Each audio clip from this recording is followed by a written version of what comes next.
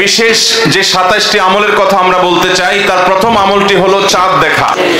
রমাদানের দ্বিতীয় আমল হলো সবচেয়ে গুরুত্বপূর্ণ আমল, সেটা হলো সিয়াম সাধনা, রোজা রাখা। নাম্বার 3, রমাদান মাস উপলক্ষে রাতের বেলা তারাবির নামাজ আদায় করা। নাম্বার 4, রমজানের চতুর্থ আমল হলো সাহারি করা। 5 নম্বর আমল হলো সাহারিটা শেষের দিকে খাওয়া। নাম্বার 6 নম্বর আমল হলো রমজান উপলক্ষে ইফতার করা। 7 নম্বর আমল হলো ইফতারটা তাড়াতাড়ি করা, ইফতার বিলম্বে না করা। 8 নম্বরের রমজানের আমল হলো ইফতারের দোয়া পড়া। 9 নম্বরের আমল হলো ইফতার এবং সাহারি উভয়টাতে খেজুর খাওয়া। 10 নম্বরের রমজানের আমল হলো দিনভর বেশি বেশি দোয়া করতে থাকা। 11 নম্বর রমজানের বিশেষ আমল হলো সকল প্রকার পাপাচার বর্জন করা। 12 নম্বর আমল হলো পাপাচারের মধ্যে আবার বিশেষ করে মিথ্যা কথা, মিথ্যা কাজ, প্রতারণা 2 নম্বরই, এগুলো পরিহার করে চলা। 13 নম্বর আমল হলো স্পেশালি ঝগড়াঝাটি থেকে বিরত থাকা।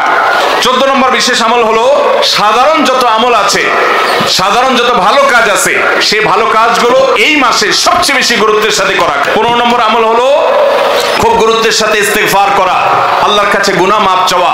16 নম্বর রমজানের বিশেষ আমল হলো রোজাদারকে ইফতার করানো। 17 নম্বর রমজানের স্পেশাল আমল হলো যে রমজানে বিশেষ গুরুত্বের সাথে কোরআন তেলাওয়াত করা। কারণ রমজান মাসের পরিচয় দিতে গিয়ে আল্লাহ তাআলা কোরআনে বলেছেন শাহরু রমাদান আল্লাযী উনজিলা ফীহিল কুরআন, রমজান এমন মাস যে মাসে কোরআন নাজিল করা হয়েছে। নম্বর আমল হলো কোরআন তেলাওয়াত করার আমল। আমরা সবাই জানি, কিন্তু কোরআন রমজান মাসে নবী করিম সাল্লাল্লাহু আলাইহি ওয়াসাল্লাম শোনাশুনি করতেন, এটা আমরা অনেকে জানি না।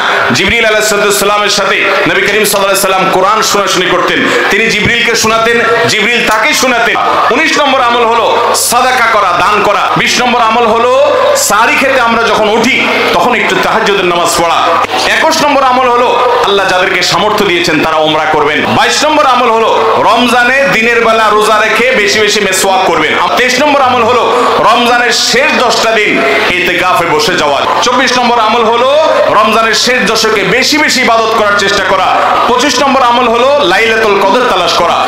আর 26 নম্বর আমল হলো লাইলাতুল কদর যদি আমরা পেয়ে যাই, মনে হয় যে এটা লাইলাতুল কদর হতে পারে, তাহলে একটা বিশেষ দোয়া পড়া। দোয়াটা হলো আল্লাহুম্মা ইন্নাকা আফুউন তুহিব্বুল আফওয়া ফাআফু আন্নী। 27 নম্বর এবং সর্বশেষ আমল হলো রমজানের শেষে ঈদের চাঁদ দেখা যাওয়ার পর অথবা ঈদের চাঁদ দেখা যাওয়ার একদিন আগেও করা যায় ফিতরা আদায় করা।